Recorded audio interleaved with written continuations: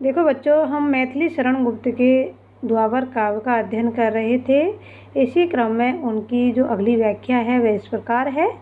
राम कृष्ण का रूप कहाँ से देखे दृष्टि तुम्हारी, इंद्र वरुण तक ही परिमित है यह श्रुति सृष्टि तुम्हारी, फिर भी यही कहे जाती हूँ मानो या मत मानो, नीरस छांदस उस कवि धन को जान सको तो जानो। विद्रता अपने वेदज्ञ पति को मूढ़मति मानते हुए कहती है कि तुम्हारी दृष्टि संकुचित है, सीमित है, और इसी सीमित दृष्टिकोण के कारण तुम राम और कृष्ण की महिमा को नहीं समझ पा रहे हो और उनका जो पावन चरित्र है उसको कलंकित कर रहे हो। तो तुम्हारा ऐसा करना गलत है। देखो क्या कहती है वो, राम कृष्ण का रूप कहाँ से देखे दृष्टि तुम्हारी, कि वेदों के अभ्यास में लगे रहने से तुम्हारी जो बुद्धि थी, तुम्हारी जो मति थी वह जड़ हो चुकी है और तुम्हारा जो दृष्टिकोण है, दृष्टि यानी दृष्टिकोण है, वह भी सीमित हो गया है। इसी कारण तुम श्री राम और कृष्ण के वास्तविक रूप को नहीं पहचान पा रहे हो। किसके? राम कृष्ण का रूप कहाँ से, कि श्री राम और कृष्ण का जो वास्तविक स्वरूप है वह कैसा है, इस बारे में तुम नहीं पहचान पा रहे हो। इंद्र वरुण तक ही परिमित है यह श्रुति सृष्टि तुम्हारी, क्योंकि वेदों की सृष्टि रचना का अनुकरण करने से, और वेदों में जो सृष्टि रचना का वर्णन किया गया है मात्र तुम उन्हीं का अनुसरण कर रहे हो और उनका अनुसरण करते करते इतने कर्मकांडी बन गए हो कि इंद्र और वरुण को ही तुम सर्वेश्वर मान रहे हो, उन्हीं का मंत्रोच्चारण करते हो, उन्हीं के नाम पर यज्ञ अनुष्ठान में तुम लगे हुए हो। इसलिए तुम श्री कृष्ण और राम के साथ न्याय नहीं कर पा रहे हो। फिर भी यही कह जाती हूँ मानो या मत मानो। फिर भी मैं पुनः यही कहती हूँ कि जो वेदों की भाषा है, क्या है? नीरस छांदस, कि जो वेदों की भाषा है अत्यधिक नीरस है। इसलिए यदि जान सको तो तुम महर्षि वाल्मीकि और व्यास द्वारा रचित साहित्य का अध्ययन करो, क्योंकि श्री राम और कृष्ण का जो वास्तविक स्वरूप है इन्हीं कवियों ने अंकित किया है।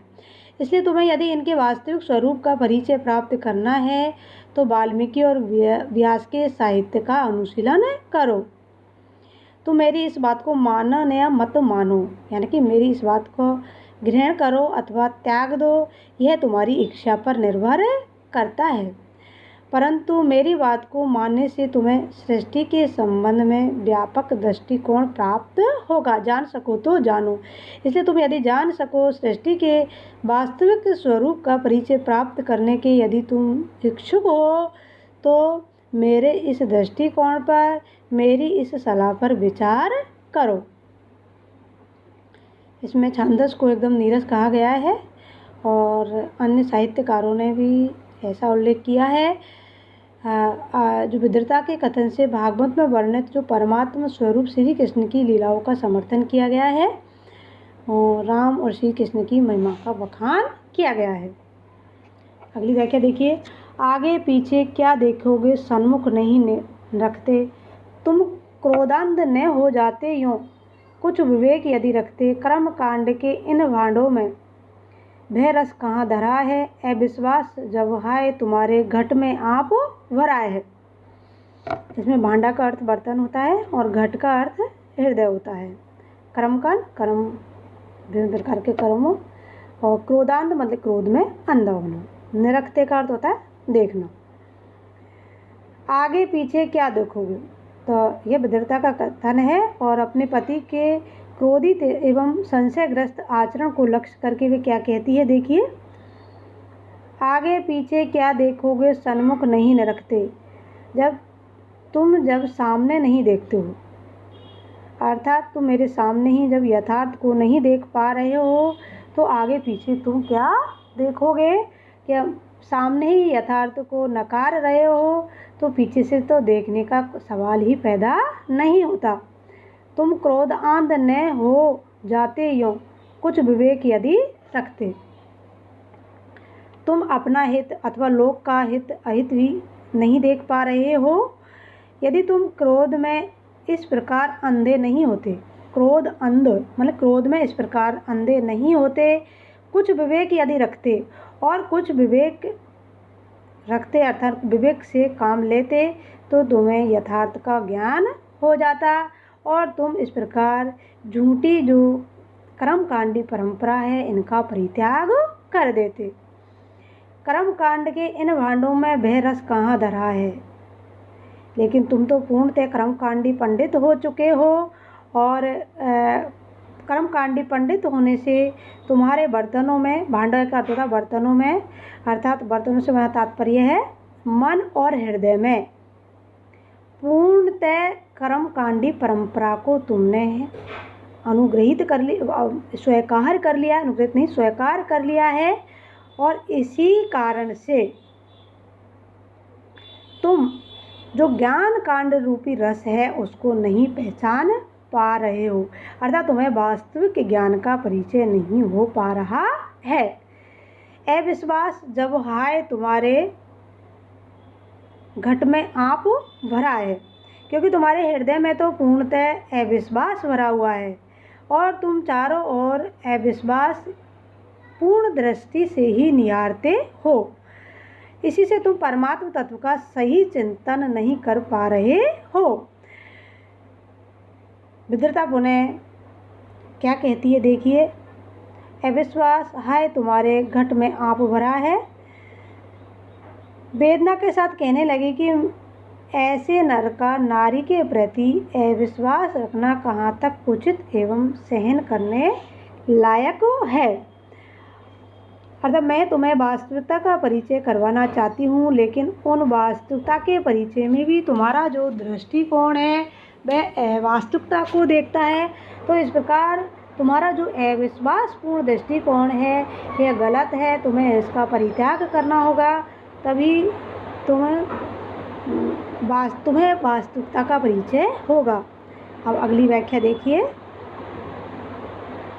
अविश्वास, हाँ अविश्वास ही नारी के प्रति नर का, नर के तो 100 दोष क्षमा है, स्वामी है वह घर का उपजा, किंतु अविश्वास नर हाय तुझी से नारी, जाया होकर जननी भी तू ही पाप पिटारी।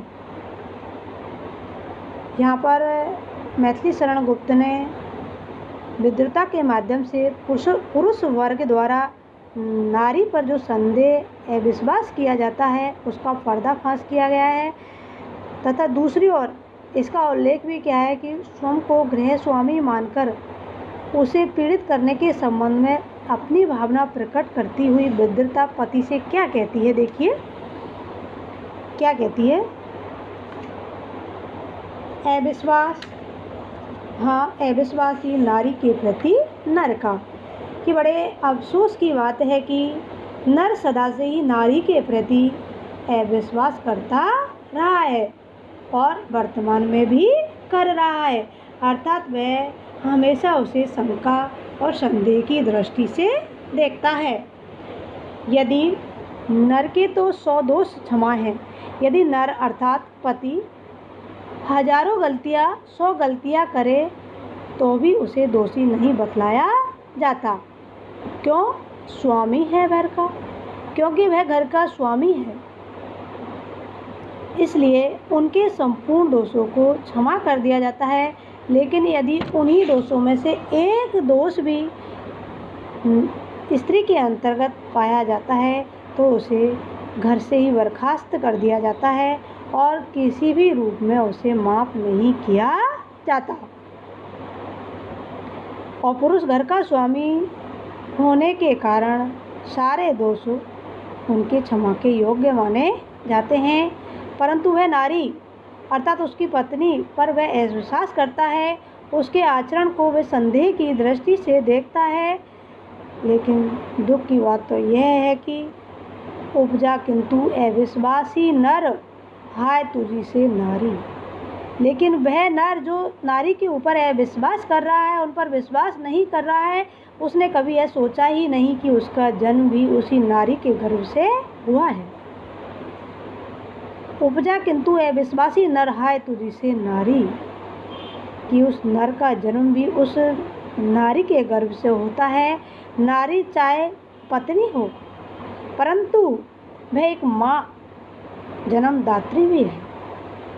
फिर भी नर उस पर अविश्वास करता है, उस पर पापाचरण का दोष लगाता है और उसे तू ही पाप पिटारी, और यहाँ तक कि उसे पापों की पिटारी संज्ञा से भी अभिमंडित करता है।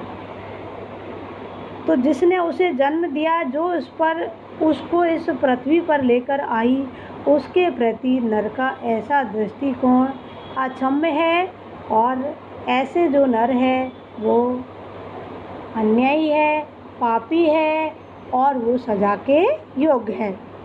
तो पुरुषसत्तात्मक परिवार में नारी के प्रति पुरुष का कैसा दृष्टिकोण है, इसका उल्लेख यहाँ मैथिली शरण गुप्त ने किया है। धन्यवाद। अगली वीडियो में द्वापर की 1-2 व्याख्या और शेष है, जिनकी चर्चा हम अगली वीडियो में करेंगे। फिर इसके बाद में हम अगले राइटर पर चर्चा करेंगे। Thank you.